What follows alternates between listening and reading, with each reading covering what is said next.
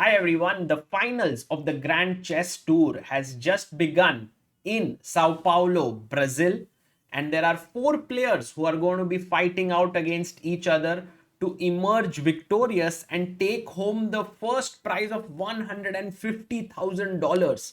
Who are these four players? Well, let me show you a few pictures so you get to know what's happening there. Praggnanandhaa is one of them. We have MVL, who is the other one, and the other two players are Fabiano Caruana and Levon Aronian. So these are the four players who will be fighting it out against each other. And here are some very nice pictures from day one. We have Garry Kasparov making the first move on the board of Praggnanandhaa and MVL, a handshake between them, and in the end the game between Pragg and MVL ended in a draw. What's the format here? I'm going to tell you all about it. Another wonderful shot here by Lennart Utes of the players. You can see there Pragg being very shocked. Maybe he made a mistake in time pressure. I'll show you the game as well. And look at Pragg, so unhappy there in that photo. And here you see they are fighting for this prize, this trophy. A lot of fans gathering in here. A wonderful picture once again with Levon Aronian, and it's being played in like with a live crowd over there, which is so beautiful because so many people are there. And look at this. I think the arrangements are just simply incredible. Another beautiful picture of Praggnanandhaa over there. So nice, wonderful. And so here are the scores. Both the games ended in draws. So the score is 3-3 in semi-final 1 and semi-final 2. And you can see here, this is the schedule of the event. So, on 28th, it was the first classical game. On 29th will be second classical game.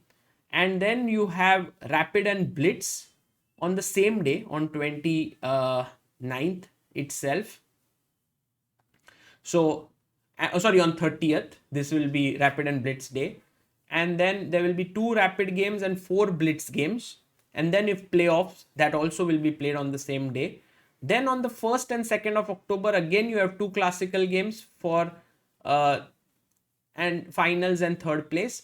And you will have, again, tiebreakers on October 3rd.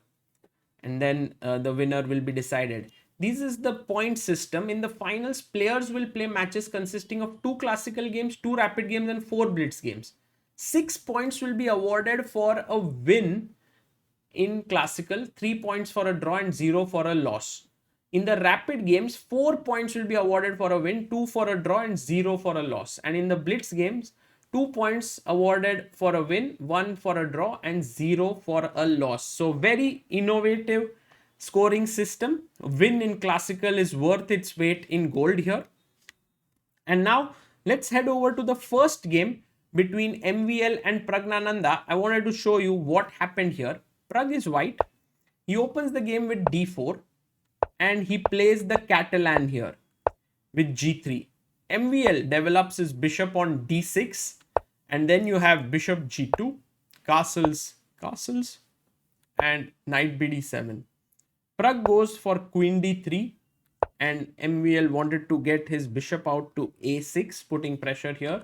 So takes, knight to c3, and after knight h4, the threat was knight f5. So g6 was played, bishop g5, bishop e7, rook c1. Both players made moves here which were very normal. Black has this nice center. White is trying to put pressure on the d5 pawn. Queen b1, bishop f6. He took, played knight d2. Black took on d4. The e4 pawn fell. And in this position, it felt like the game would quickly end in a draw. Here, white did win a pawn, but look at the black pieces. They are so good. And now queen f6, attacking the pawn here on b2. If you save it b3, you already have g5 coming in.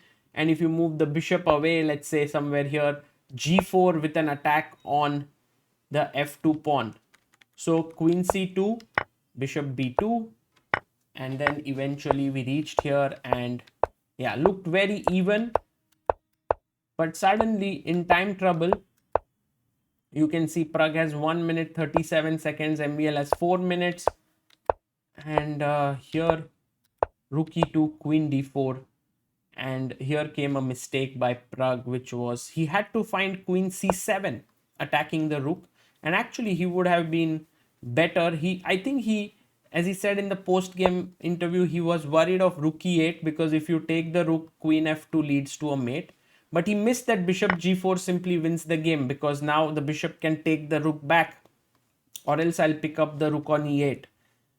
So maybe after queen c7 you have to sacrifice an exchange, when after f3, queen e7, queen e4, black should have good chances to hold here with knight f5, but white is the one who's pushing. But instead, when Pragg went rook c2, he was in grave trouble after knight e5, because this is what happened here. He was now a pawn down, and although this rook endgame should be drawn, it was not so simple. In fact, here Pragg went wrong and MVL got a winning position after really better position. He had to take here, takes, and maybe play f4, but he went king h3, and now Pragg is losing here. And the way to win is to put this rook in zugzwang and to find the move rook b1. So now the rook, if it moves away, it's not going to be great, because I give a check and go up and attack here, and g4 threatening f5. So for example, let's say rook c3 here, then I can already start coming in this direction. Taking the pawn is the most logical. I cut off your king. Not rook b4, I believe. King h5, but even this should be winning after king f7. But better is rook b3. And actually white doesn't have a move. The king cannot come here. If the king moves up to h5, you have rook b4, king h4, and f5, which is winning now, fg4.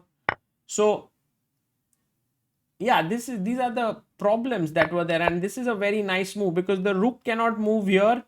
The moment it goes backwards, you can start attacking the a4 and the g4 pawn, and it's lost. So like f5 is winning. So somehow Pragg was lost, but MVL took here on a4, allowing Pragg back in the game.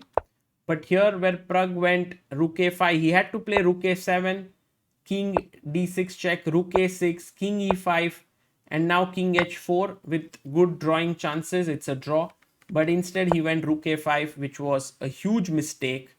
And now after he went rook b3, which again was drawn. Rook f4 was the winning move, and I think Pragg was even shocked at this point to know that king h4, f5, this is lost, because now I'm threatening a check here, and also I'm threatening to bring my king in, and this is very fast. You can't go king e5 because of check, so you have to waste time with say rook a6, king d7, and black king is too fast. So rook a5, check, a3,